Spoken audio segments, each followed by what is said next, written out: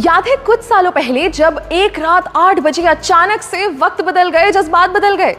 कितने टाइम तक हमें एटीएम के बाहर लंबी लंबी कतारों में खड़ा होना पड़ा, नोट्स बदलने के लिए बैंक्स के चक्कर लगाने पड़े क्योंकि 500 और 1000 के नोट्स बंद हो गए थे। अब उस समय की परेशानी को आप और मैं बहुत अच्छे से जानते हैं और जाहिर है कि तब से हम हर तरीका आजमाते हैं कि उस सिचुएशन में वापस ना जाना पड़े। मगर अगर उस समय हम ब्लॉकचेन टेक्नोलॉजी यूज कर रहे होते तो शायद उतना नुकसान नहीं सहना पड़ता। नमस्कार, स्वागत है आपका जी के डिजिटल शो पर। मैं हूं पलक यादव और आज हम बात करेंगे क्रिप्टो करेंसी के एक बहुत अहम पहलू पर जिसका नाम है ब्लॉकचेन। अब क्रिप्टो तो हम समझ गए, मगर ये सवाल आपके मन में जरूर आया होगा कि आखिर जितनी भी क्रिप्टो से होने वाली ट्रांजैक्शंस हैं उनका रिकॉर्ड कैसे रखा जाता है या उन्हें सिक्योर कैसे किया जाता है, या जो हमने क्रिप्टो के डिसेंट्रलाइज्ड होने की पिछले वीडियो में बात की थी, आखिर वो कैसे पॉसिबल है। इस सब का एक ही जवाब है ब्लॉकचेन। ब्लॉकचेन एक बड़ा सा बटा हुआ डेटाबेस है जो हजारों लाखों कंप्यूटर्स पे शेयर्ड होता है और ये सारे कंप्यूटर्स आपस में कनेक्टेड होते हैं। आसान भाषा में कहें तो जैसे एक दुकानदार अपने पास एक रजिस्टर बना के रखता है ना कि कितना राशन आया, कितना बिका, ठीक वैसे ही ब्लॉकचेन एक डिजिटल रजिस्टर की तरह होता है। अब वैसे तो ब्लॉकचेन का कई सेक्टर्स में इस्तेमाल हो सकता है, मगर ये हाल ही में सबसे ज्यादा पॉपुलर हुआ क्रिप्टो करेंसी से होने वाली ट्रांजैक्शंस के लिए। वैसे तो ब्लॉकचेन एक एक्सपेरिमेंट के तौर पर 1991 में आया था, मगर इसका इस्तेमाल शुरू हुआ 2009 में जब बिटकॉइन आया। जी हाँ, कुछ सुना सुना लगा। सातोशी नाकामोटो ने जब 2009 में बिटकॉइन शुरू किया, तब ही बिटकॉइन के आसपास उन्होंने ब्लॉकचेन का कॉन्सेप्ट यूज किया। चलिए इसको जरा ऐसे समझते हैं। फर्ज कीजिए आपने बिटकॉइन से कुछ खरीदा या बिटकॉइन खरीदा, तो ये जो ट्रांजैक्शन हुई, ये इंफॉर्मेशन एक ब्लॉक के फॉर्म में बन के सेव हो गई। फिर आपने उस बिटकॉइन को बेचा तो फिर से एक ब्लॉक बन गया। अब ऐसे ही आप जितनी बार ट्रांजैक्शंस करेंगे तो उसका एक ब्लॉक बनता जाएगा और वो सारे ब्लॉक्स एक चेन से जुड़ते जाएंगे, इसलिए इसका नाम है ब्लॉकचेन।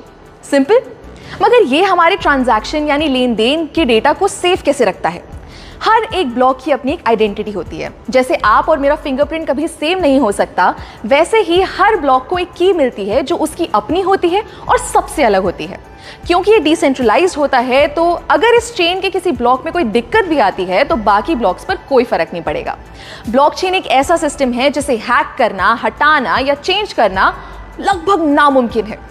दोस्तों, मानो या ना मानो, ब्लॉकचेन का फ्यूचर बहुत बड़ा है और इसका इस्तेमाल लगभग हर जगह शुरू होने का टाइम दूर नहीं है, क्योंकि इसके बहुत से फायदे हैं। जैसे नंबर 1, क्योंकि डिस्ट्रीब्यूटेड है और इसमें स्टोर्ड जानकारी किसी लाइब्रेरी या सरकारी दफ्तर की तरह एक जगह नहीं रखी जाती। इसको संभालने या मेंटेन करने के लिए किसी मिडिल मैन की जरूरत नहीं है। दूसरा, ब्लॉकचेन एकदम ट्रांसपेरेंट है, यानी आप और मैं कभी भी इसको एक्सेस कर सकते हैं और अपनी ट्रांजैक्शंस पर नजर रख सकते हैं, जिससे फ्रॉड के चांसेस बहुत कम हो जाते हैं। तीसरा, ब्लॉकचेन पर हर इंफॉर्मेशन को बहुत आसानी से ट्रेस किया जा सकता है, यानी पुरानी से पुरानी ट्रांजैक्शन को भी हम देख सकते हैं। चौथा, ये टेक्नोलॉजी एकदम फास्ट है।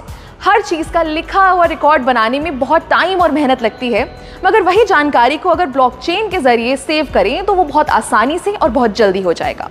और आखिरी, जैसे मैंने पहले भी बताया कि ये बहुत सेफ है, तो आप टेंशन फ्री होकर इसका इस्तेमाल कर सकते हैं। क्या आपको पता है, बहुत से भारतीय बैंक्स ने इस ब्लॉकचेन टेक्नोलॉजी को ऑलरेडी यूज करना शुरू कर दिया है, जैसे ई-केवाईसी के लिए, ई सिग्नेचर के जरिए ऑनलाइन डॉक्यूमेंट्स या कागजात वेरीफाई करने के लिए, कमर्शियल लेटर्स बनाने के लिए इत्यादि। हमारी प्लानिंग कमीशन यानी नीति आयोग ने भी ब्लॉकचेन पर व्हाइट पेपर पब्लिश कर दिया है, जिसमें ई गवर्नेंस को लेकर इसके इस्तेमाल की बात की गई है।